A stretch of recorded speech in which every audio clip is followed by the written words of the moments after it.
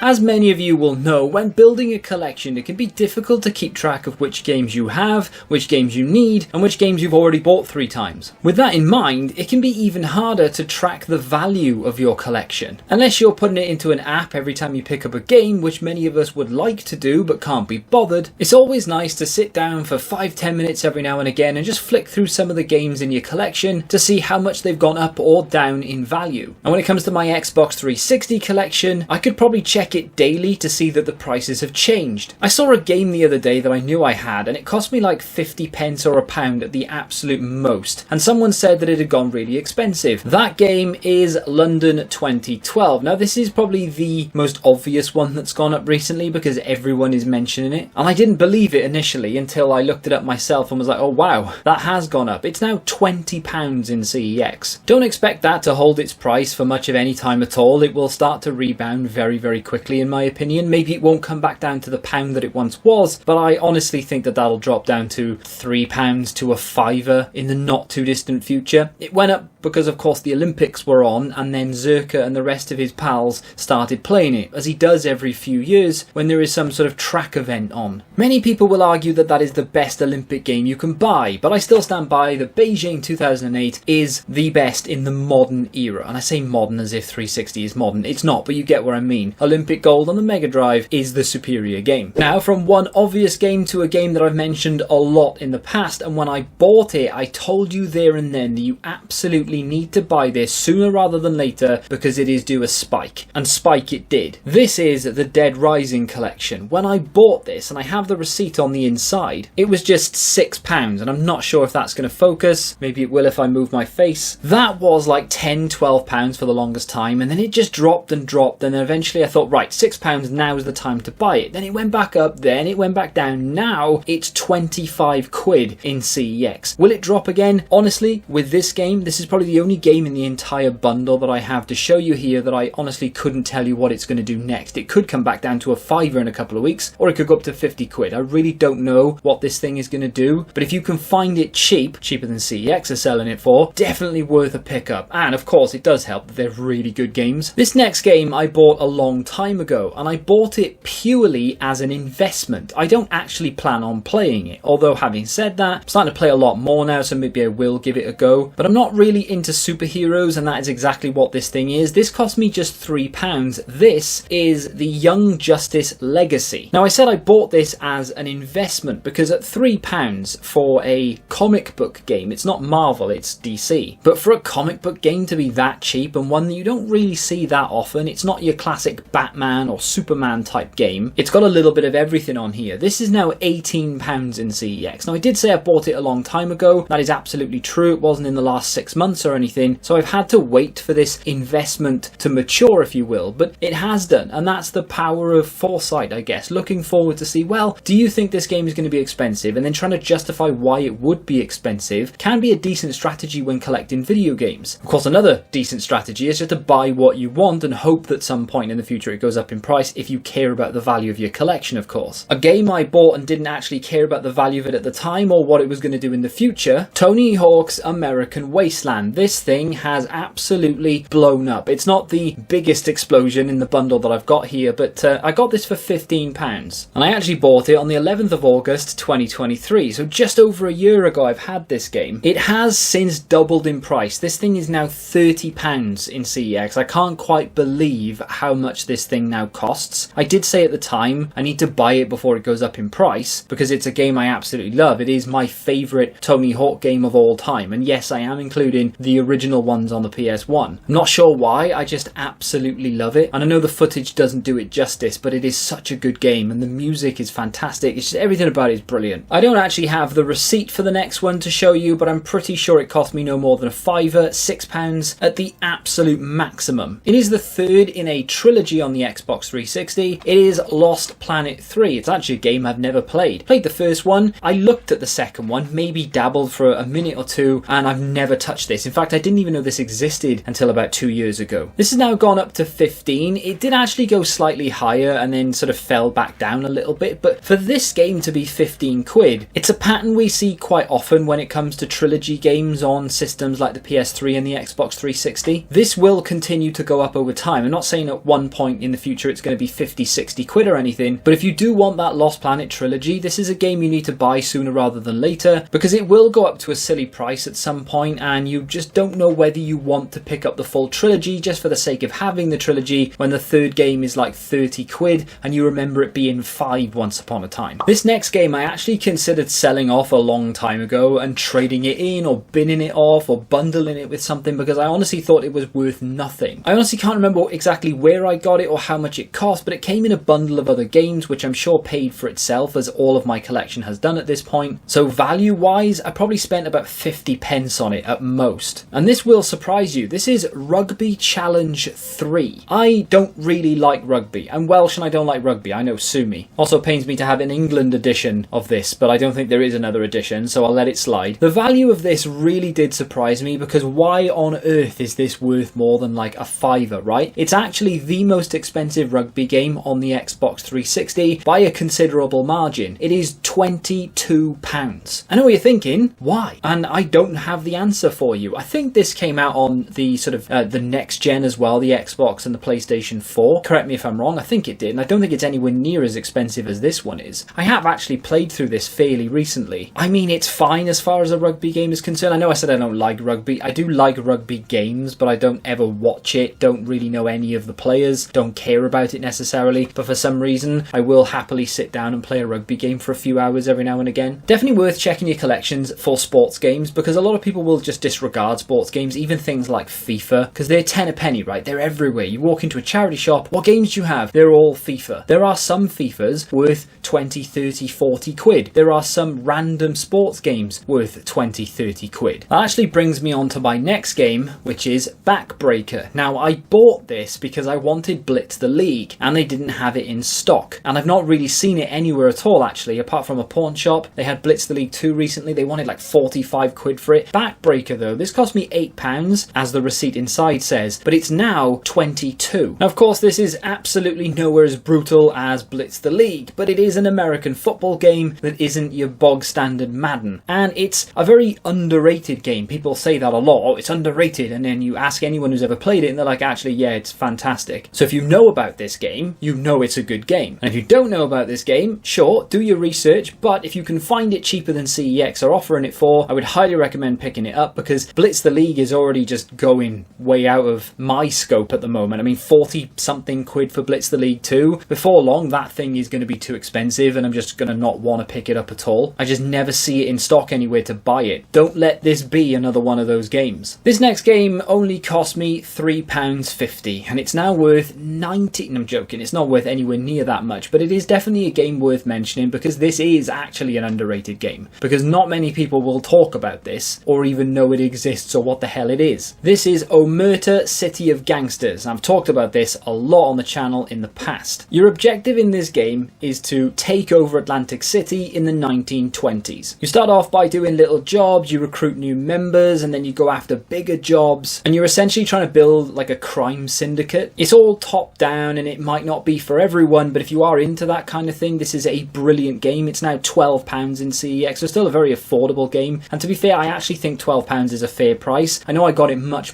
cheaper than that, but I think I was just lucky to stumble upon it at £3.50. I mean, it was in CEX to be fair, but I knew what this game was. If you don't know what the game is, you probably wouldn't have bought it at £3.50, because why would you? My version of this is in a terrible sorry state. It doesn't have a manual. You can hear the disc rattling around in there. The insert is all wrinkled and horrible. The case isn't great. I'm not a big fan of the condition of it, but I'm just glad I have the game.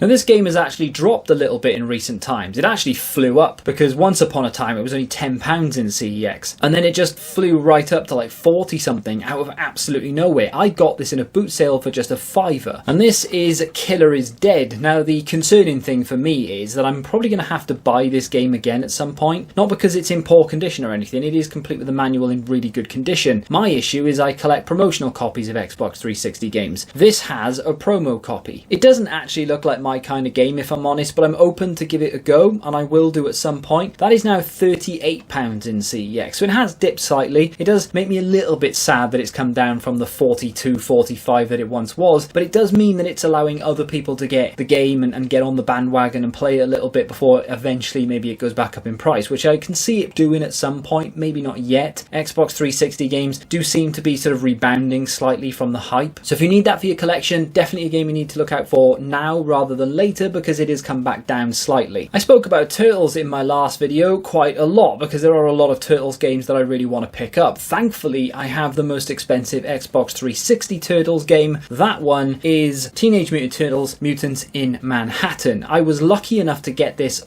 quite a while ago now, actually, for £6. It was meant to be £8, but they'd stickered it wrong, and the receipt does show that they had to discount it by £2. This has now gone up to £20. As far as my personal collection is concerned, I don't actually know what I'm going to do about this game. I don't think I'm going to get rid of it, because it has an Xbox One and of course a PS4 release. The PS4 version is 25 quid, the Xbox release is 18 quid, which is to be expected. That's kind of what happens in that generation. The PS3 version of this is actually £2 more at 22. I don't really like the idea of double dipping across platforms. If I have it on the 360, why do I want it on the Xbox One and vice versa? But I do want to play the best version of this, which would be the Xbox One version. But then if I get that, why do I need to keep this? But at the same time, I love this game and I love all of the Turtles stuff. So it might be one of those rare occasions where I actually keep this and get the Xbox One version, but £20 for that is a little bit mental. Again, as I mentioned with every game here, I don't know what's going to happen to these prices because Xbox 360 games are doing a little bit of a wavering rebound kind of thing at the moment. But in fairness, I'm pretty sure this game has been in and around the £20 mark for quite a while. I don't remember the last time I actually checked the price of it, but I'm pretty sure it was up there and it shocked me then. I've kind of forgot about it and now it sort of re-shocked me again when I went through them. But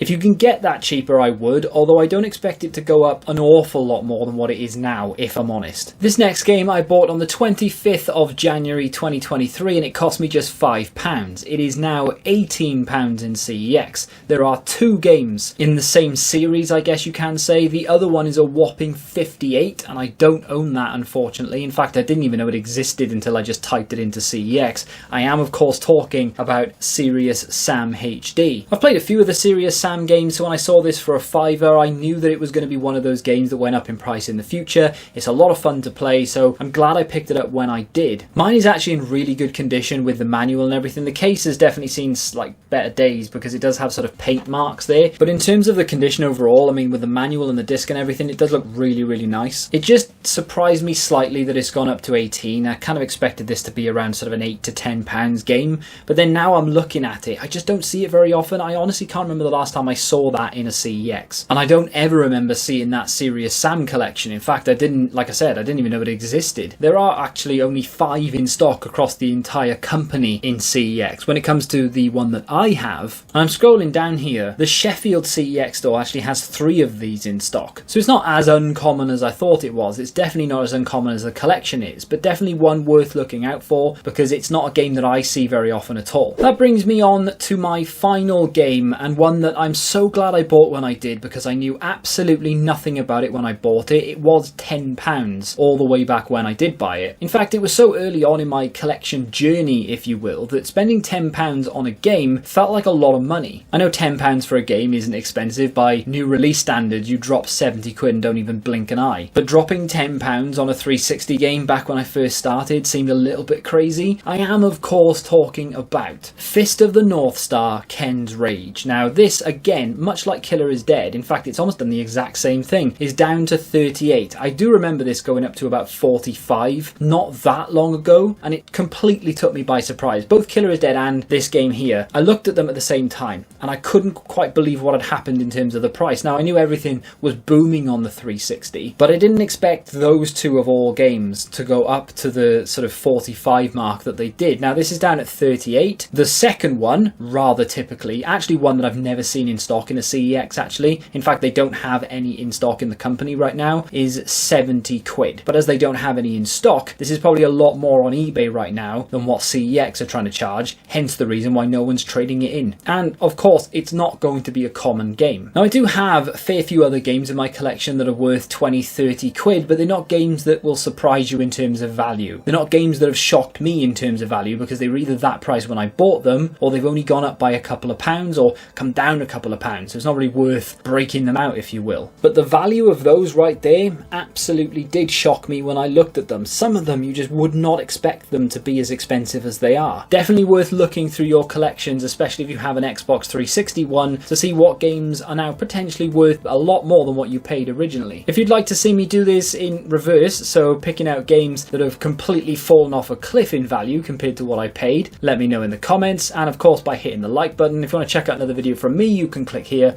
and until the next time, goodbye.